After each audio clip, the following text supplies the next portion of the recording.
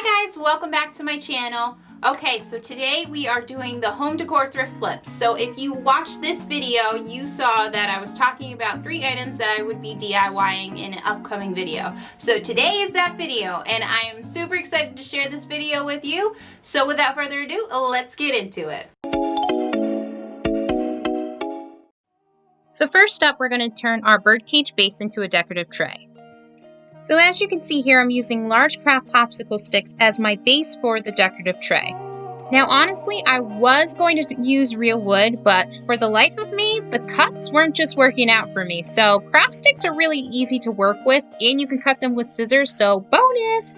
So that's why I'm going with craft sticks. So as you can see here, I'm just laying the base down and tracing around it so I can actually cut out my wood pieces. So as I was tracing, I just needed to be super careful to make sure that I wasn't moving the base around. I wanted my lines as accurate as possible, so I had to make the least amount of cuts. But unfortunately for me, I ended up making a zillion cuts anyways. And although it is always fun to watch me struggle, I thought I'd save myself some of the embarrassment of showing that footage. So as you can see here, I'm making my cuts and then I'm just placing it in to make sure that it fits. Dry fitting it in was crucial for me just because of the fact that I wanted to make sure that once I was ready to lay it down, it fit perfectly.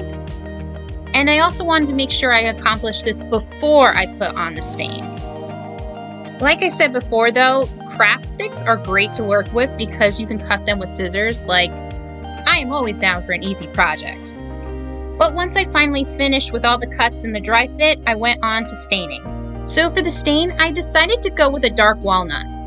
It's the same color as my flooring, and it kind of gives me that farmhouse vibe, which is really what I was going with this decorative tray.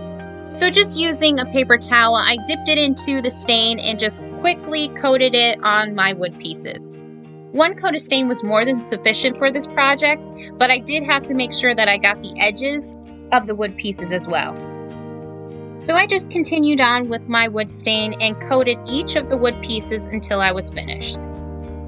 It's also important to give stain ample time to dry as well. So once that was done, it was time to spray paint my base.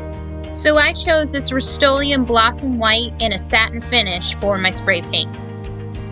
So actually, you didn't see this part, but I actually lifted it up beforehand and flipped it over and spray painted the bottom.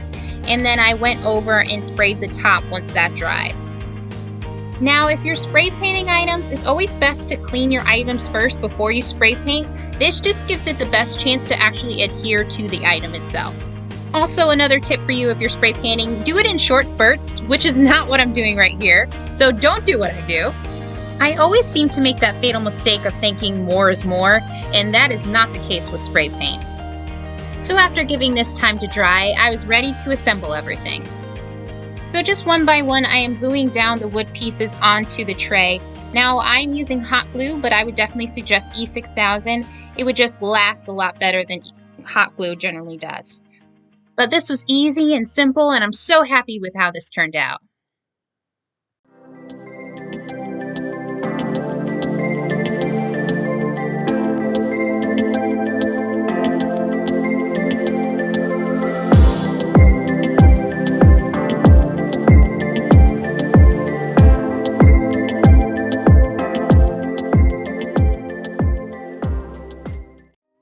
Next up, we're taking our tabletop divider and turning it into a jewelry stand. So I mentioned in my haul video that I wanted to be super careful with these panels. Like honestly, I was so afraid that I was going to have to take a hammer to them and break them in order to get this out. But luckily for me, the top pieces popped right off so I could slide them out so easily. So I just continued this process for the remaining panels. Honestly, I just wanted to preserve them though. I know that someone worked really hard on them, and plus it might be cool for a future DIY.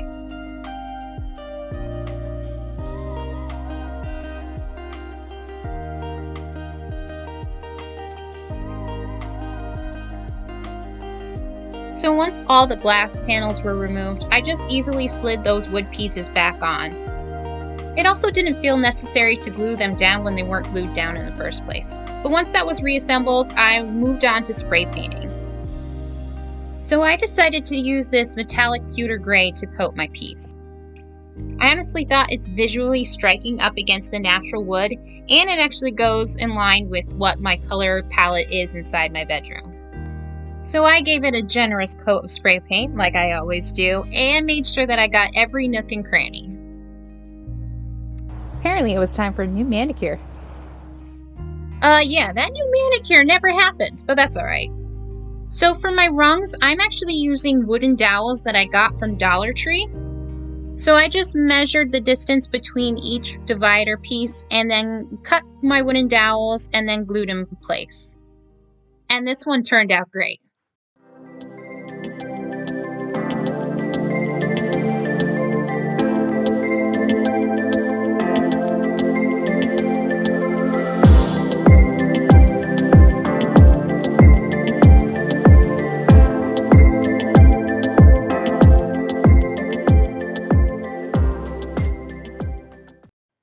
Last but not least, we're going to take some beads and turn it into a beaded wall art piece. So if you're watching this and getting scared for my fingers, I apologize. Fortunately enough for me, I did not cut myself, but I kept on thinking like how the chefs always do, like curl their fingers in, and I couldn't do that. So I managed to cut the first stick and slide the beads off, but I wasn't about to go back and use that saw again. No. So the next bright idea of mine, was to hulk out and try to break it apart. Fortunately enough for me, it did manage to break pretty easily after that. Had nothing to do with strength, guys. Nothing to do with strength. But yes, once I took those wooden pieces apart, I just put my beads off to the side, and then I was ready to go and bring them outside to spray paint. So for my spray paint, I decided to go with the Rust-Oleum metallic finish in gold, and it's mostly because I had it on hand and I wanted a little gold for this DIY. So once again, I'm just coating these with the spray paint. Also, because they're beads, I also had to wait for them to dry, then flip them over and spray the bottoms of it too. I will say though that this spray paint actually dried really fast. So this DIY actually had a lot less wait time than the other projects that we did previously. But once they did dry, it was on to gathering my materials. So I bought this blanket yarn at Michael's for $10, although I could have used a coupon and I wish I did. And I'm using this 1x2 and cutting it into halves. So as you can see here, I'm kind of just measuring out the string and cutting them. Now, it took me some time, but I realized that the perfect amount of string that I needed in those beads to still move around but still remain snug on the string was about 7 pieces. So I'm just cutting those out. So I'm just using my first cut, using that as a guide piece, and using that to cut the remaining pieces.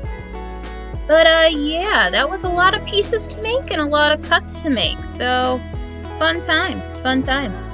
Once I had those cuts though, I threaded them through each bead.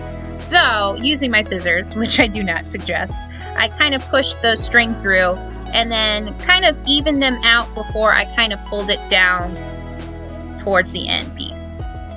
I repeated this for all the beads and then started to lay them down on my wood piece.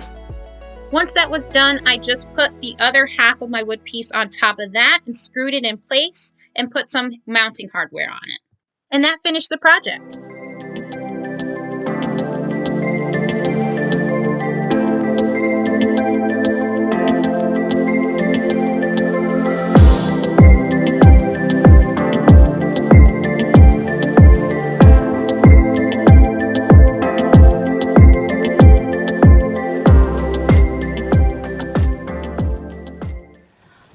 That's it for the content today, but thank you so much for watching. I really love thrifting and flipping home decor, so if this is something you'd be interested in seeing again, definitely make sure you give this video a like, and of course let me know in the comments that that's something you want to see. Also, I'm really excited to share with you these upcoming videos, so if you're not already, definitely make sure you're subscribed and you hit that little notification bell so you're in the know when I post again. I'm posting every week, sometimes 2 times a week, so if that's something you would be interested in seeing, definitely make sure you tune in. Once again, thank you so much for watching. I hope you enjoyed this video, and I'll see you guys in the next one. Bye, guys!